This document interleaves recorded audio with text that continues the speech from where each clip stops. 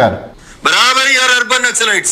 Those who are encouraging the people to catch the weapons, they are called as urban Naxalites. Weapons పట్టుకోమని చెప్పే వాళ్ళని అనండి. నువ్వు టీవీలో ముందుకు వచ్చి తమాషా చేసి టీవీ మైక్ తీసేసిన తర్వాత నక్సలిజం కి సపోర్ట్ చేస్తే you are also called as urban Naxalites. ఎవడు చేసిండా టీవీలో ముందు నటన చేసి టీవీలో ముందు పట్టుకో అని చెప్పిరంటే అట్లా కాదు. టీవీల ముందు తుపాకులు పట్టుకోవద్దని చెప్పిరంటే టీవీల ముందు చెప్పిందే కదా ప్రజలకు పోతుంది. మళ్ళీ తమాషాలు ఎవడు చేసే నీకు అంటే నేమంటే పిల్లికి చెలగాటం ఎలకకి పాల సంకటం అన్నట్టు ఉంది కదా. మీ యొక్క చెలగాటం అట్లా అయిపోయింది. మీరు ఏం చేసిరో చెప్పండి. మీరు ఒకటే నేను అడుగుతా ఉన్నా, మీరు ఏం చేసిరు? నక్సలైట్లో ఉన్నటువంటి ఆలోచన మీరు ఏం చేసిరు? మీరు మణిపూర్లో ఏం చేసిరు? మణిపూర్లో మీరు ఏం చేసిరు? మీకు కావాల్సింది అడవి సంపదనే కదా. ఛత్తీస్గఢ్లో అడవి సంపదనే కదా మీకు కావాల్సింది. నల్లమల అడవి సంపదనే కదా మీకు కావాల్సింది. భూమి మీద అయిపోయింది కదా. డిమానిటైజేషన్ చేసిరు, డబ్బు లేదు ఇక. వచ్చింది మీ దగ్గరికి వచ్చింది. దాచిపెట్టంగా ఏం చేయాలని అర్థం కాక 16,000 కోట్ల రూపాయలు మీ పార్టీ అకౌంట్లో పెట్టుకున్నారు. భూమి మీద ఉన్న డబ్బులు ఖతమైపోయినాయి. మీకు మిగిలింది ఏంది? అడవులలో ఉంది. ఇప్పుడు అడవులు దోయాలంటే నక్సలైట్ ఒక్కటి మిగిలిన చంపేసిపోతారు. కాబట్టి నక్సలైట్ని ఫస్ట్ చంపాలి.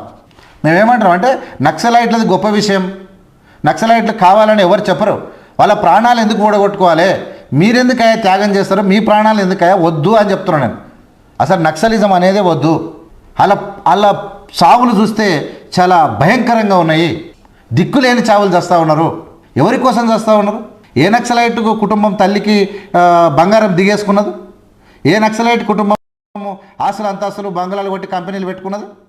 వాళ్ళ త్యాగాలు చూసి, వాళ్ళ రక్త తర్పణ చూసి, వాళ్ళ యొక్క ఆశయం చూసి కన్నీళ్ళు పెట్టడమే తప్ప, వాళ్ళ గొప్పతనం చూసి ఇవాళ సాహిత్యం పుట్టుకొస్తా ఉన్నది తప్ప ఇంకోటి కాదు. వస్తుందా మీకు? వస్తాడా? మీ సావుల కాడికి ఎవడన్నా పేదోడు డప్పు కొడతాడా? పేదోడు పాటలు పాడతాడా? 100 మంది లైన్ కట్టి పాటలు పాడతారు నక్సలైట్ చచ్చిపోతారు. ఎందుకో తెలుసా? ఇలా బండి సంజయ్ అవహేళనగా తన ఏకచక్యంగా మాట్లాడండి మాటలు.